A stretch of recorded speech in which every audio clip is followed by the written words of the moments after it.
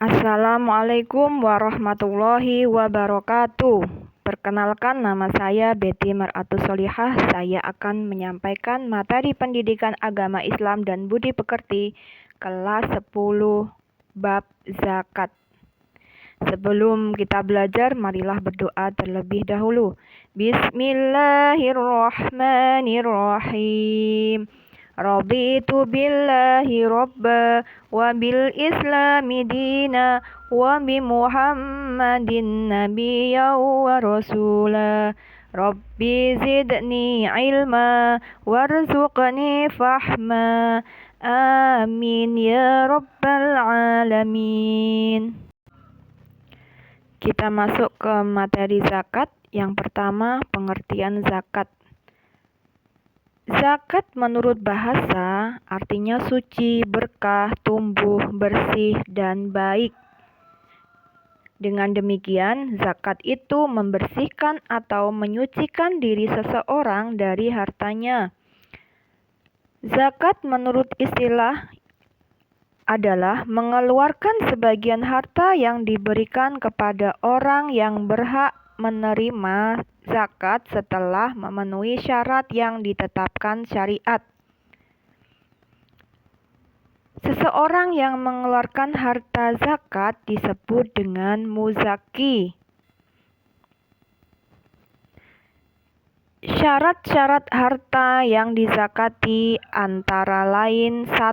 Milik sempurna, yaitu harta tersebut dimiliki secara sah dan dikuasai secara penuh oleh pribadi muslim. 2. Harta dapat berkembang, yaitu harta tersebut dapat berkembang atau memiliki potensi untuk dikembangkan. 3. Mencapai nisab, yaitu batas minimal harta sehingga wajib dizakati. 4. Melebihi kebutuhan pokok, yaitu harta yang melebihi kebutuhan pokok yang diperlukan seseorang dan orang yang menjadi tanggungannya demi kelangsungan hidupnya. 5. Mencapai haul, artinya harta itu sudah dimilikinya selama 1 tahun.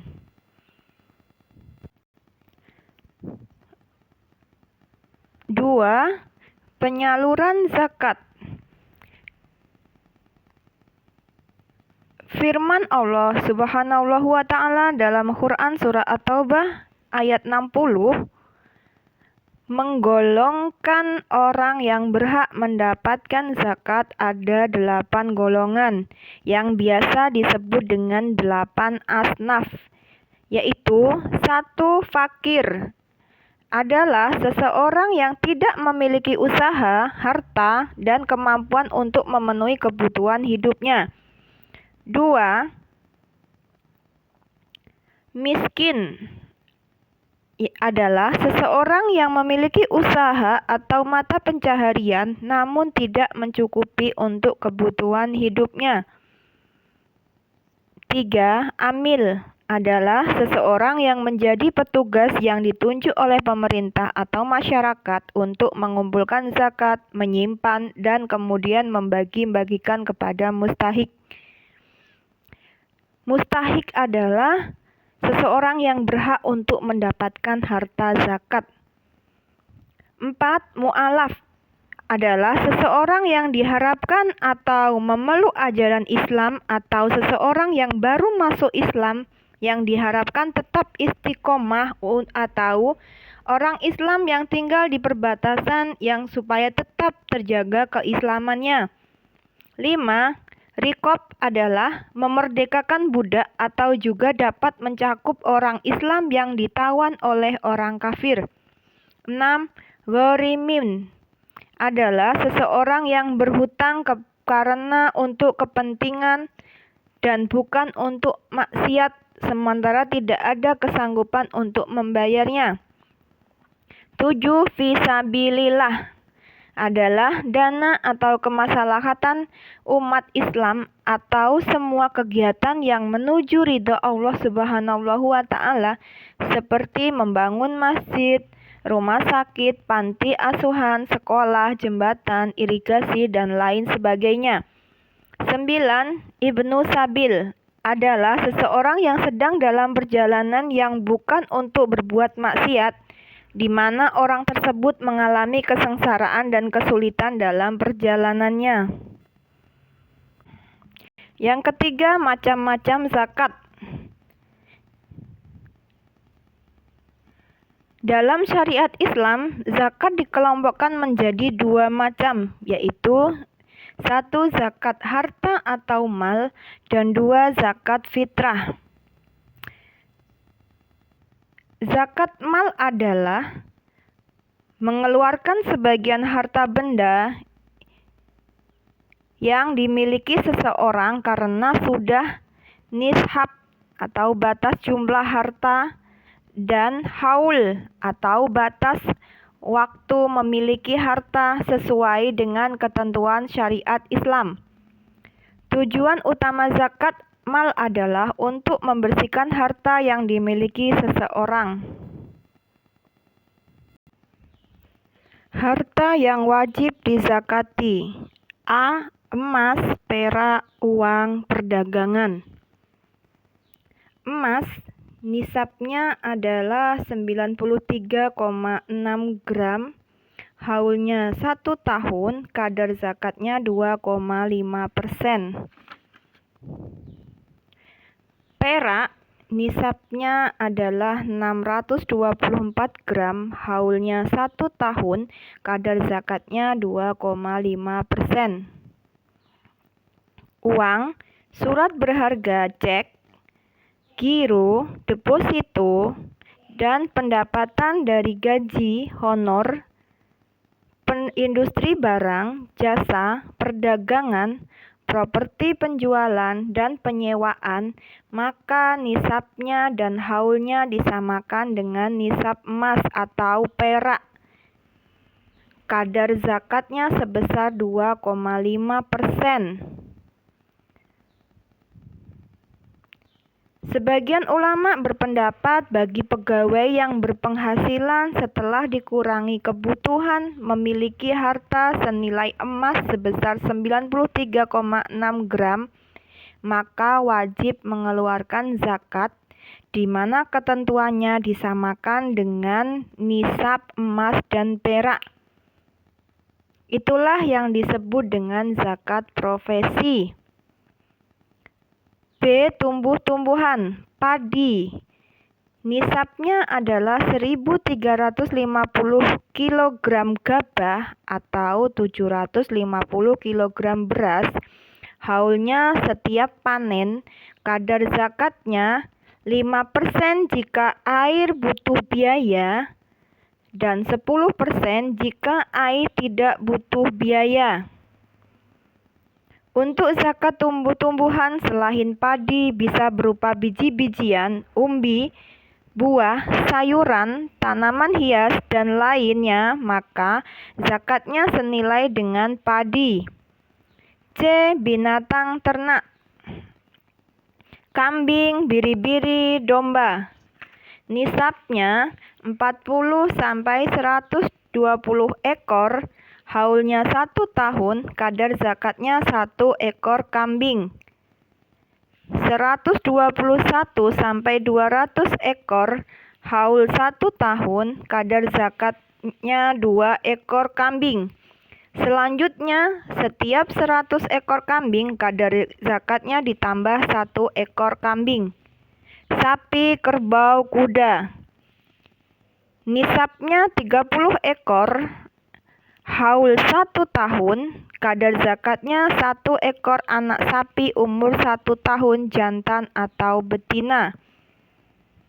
40 ekor, haulnya 1 tahun, kadar zakatnya 1 ekor anak sapi umur 2 tahun jantan atau betina.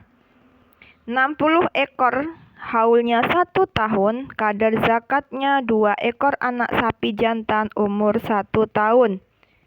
Setiap kelipatan 30 ekor sapi tambah 1 ekor anak sapi jantan umur 1 tahun. Dan kelipatan 40 ekor sapi tambah 1 ekor anak sapi umur 2 tahun. Unta 5-9 ekor haulnya 1 tahun, kadar zakatnya 1 ekor kambing. 10-14 ekor haulnya 1 tahun, kadar zakatnya 2 ekor kambing. 25-35 ekor haul 1 tahun, kadar zakatnya 1 unta betina umur 1 tahun. 36-45 ekor haulnya 1 tahun, kadar zakatnya 1 unta betina umur 2 tahun. Selebihnya setiap 40 ekor haul 1 tahun, kadar zakatnya 2 unta betina umur 2 tahun. Atau tiap-tiap 50 ekor haulnya 1 tahun, kadar zakatnya 1 unta betina umur 3 tahun. D. Barang-barang tambang atau rikats. Hasil tambang berupa emas, perak, tembaga, batu bara, dan barang tambang lainnya wajib dizakati bila mencapai nisab. Nisab barang tambang disamakan dengan nisab emas, yaitu senilai 93,6 gram dan dikeluarkannya sebesar 2,5% saat barang itu ditemukan tanpa menunggu haul. Barang temuan atau lugotah. Barang temuan apapun bentuknya wajib dizakatkan ketika ditemukan. Nisab barang tersebut disamakan dengan nisab emas, yaitu senilai 93,6 gram dan dikeluarkannya sebesar 20%. Sebagian ulama berpendapat mendapatkan undian termasuk lugotah atau barang temuan. 2. Zakat fitrah. Pengertiannya yaitu zakat wajib yang dikeluarkan untuk membersihkan jiwa setiap umat Islam, baik laki-laki atau perempuan, besar atau kecil, merdeka atau budak, yang memiliki kelebihan harta di akhir bulan Ramadan. Adapun syarat bagi yang mengeluarkan zakat fitrah adalah 1. Beragama Islam, 2. Masih hidup sampai pada malam hari raya Idul Fitri atau baru lahir sebelum terbenam matahari pada malam hari raya Idul Fitri. 3. Memiliki kelebihan makanan bagi diri dan keluarga yang menjadi tanggungannya pada malam hari raya Idul Fitri. Jumlah harta yang wajib dibayar untuk setiap jiwa sebesar 1 syok, yang setara dengan 3,1 liter air atau 2,5 kilogram beras.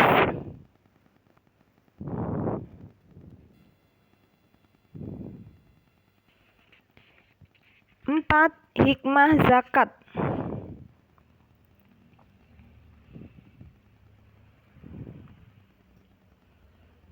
Hikmah zakat bagi muzaki antara lain sebagai bukti orang yang beriman. Mengeluarkan zakat hukumnya wajib bagi orang yang memiliki kemampuan.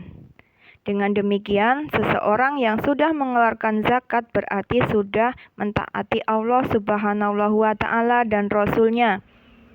2. Menyadari hakikat harta.